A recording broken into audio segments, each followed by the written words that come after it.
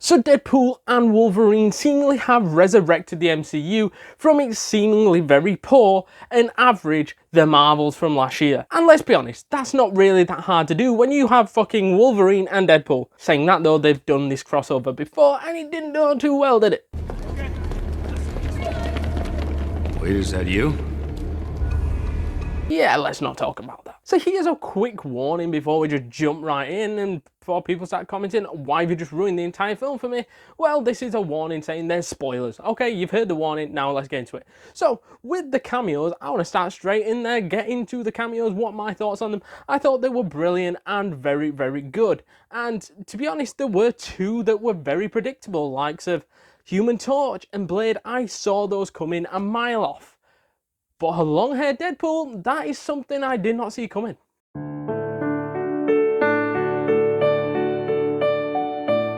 Yeah, this was something else, alright. Obviously, I'm meaning the likes of Elektra and Henry Cavill, Wolverine, which was something I never thought I would see and didn't know I needed it until I saw it and was like, wow, he looks good as Wolverine.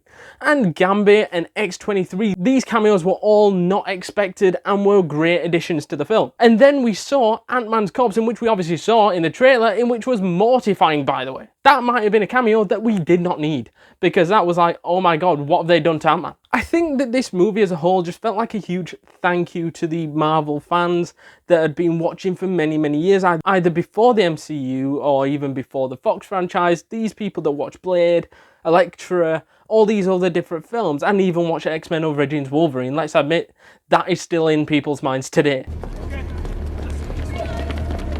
Wait, is that you? We cannot ignore that, I'm afraid.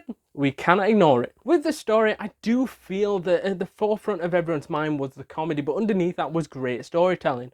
Of Deadpool going through some sort of a midlife crisis after being rejected by the Avengers. He gets a knock on the door from the TBA in which want him to come with them, as he is a key member that can be added into the MCU, and he's sort of like a weird fourth wall break, and I love it because it's sort of like jump ship from the Dead Fox franchise or stay in the Dead Fox franchise and watch it die. And with those two options, he didn't like neither of those options and decided to put back on his Deadpool suit, go find a Wolverine which was actually alive, and then by doing that, he then wanted Wolverine to come back and help save his universe. Which was a great idea, great story, and it got two of the biggest fan favourites together in a movie at their peak of their levels. The biggest part of the movie's success comes from Deadpool and Wolverine, the actual characters, being in this film, because if you look at the previous movie that we've mentioned in this review about twice, their previous crossover, it was terrible. It's because they picked Deadpool who couldn't speak and was basically useless and expected it to work, and the fight scenes didn't really come off as they should have because they didn't treat Deadpool as a great character. Whereas in this movie, I think they finally showed us what we wanted to see all those years ago with Deadpool and Wolverine in a movie together, and we finally got to see that, and it was fantastic. The battles between them was fantastic. The actual characters on screen gelled well together, and I think that's partly because Ryan Reynolds and Hugh Jackman get along really, really well and really have great chemistry, and you can see that on screen. And with that, just added a whole new level to the movie of where it could go, because now you're having two people teaming up together, taking on this entire universe whilst hating each other at the same time.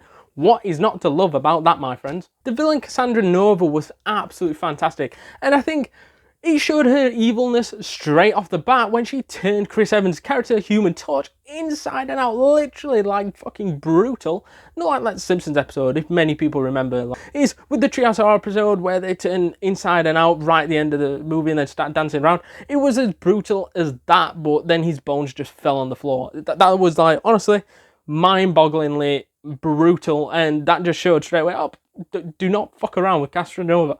And nobody fucked around with her then. And then when they went over to her, then they used the fucking helmet of Juggernauts to be able to stop her mind fucking with people. The ending of Deadpool and Wolverine was absolutely fantastic, and we could go on all day about this thing and that thing, and if there's anything I missed, I apologise. I just want to cut this down so it's a reasonably sized video and not 30 fucking minutes, because I could be talking all day on this movie, let's be honest.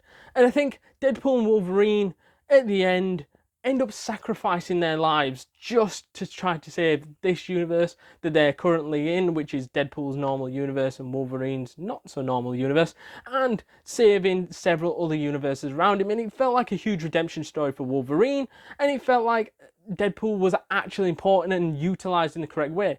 As it looked as if, though, that Deadpool was just going to sacrifice his life and then held it, and if he'd have done that, then he would have obliterated into atoms and be dead.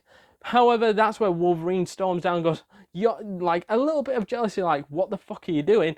I was going to sacrifice my life, I'm going to go fucking sacrifice my life, and you're going to sacrifice yours now.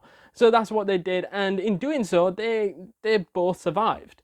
And they both helped defeat Cassandra Nova and put an end to what Mr. Paradox started, and also everything that happened around Cassandra Nova. And I think it was a fantastic ending of this particular movie, and I'm glad that we were able to see a movie with these two in, and it looks as if, though, that we might be seeing more movies in future with these two in, because you wouldn't keep them alive if you weren't going to use them. Before we jump back into this video, guys, please do us a massive favour and smash that subscribe button, because you do not want to miss a thing this week, next week, and the week after, because we've got tons and tons of content planned for you guys, and you can do us a massive favour by smashing that subscribe button, joining the community, getting updates to all the latest videos from the YouTube shorts to the actual videos. It is well worth it, completely free, and you will not regret it. To summarise Deadpool and Wolverine, for me, this is an 8.6 out of 10 and a classic film. Let us know down in the comments down below. Do you love this film? Hate it? Is it amazing? Is it terrible? Let us know. All that jazz down in the comments down below. And if you're still into more movie reviews related to Deadpool, check out our Deadpool 1 movie review right now.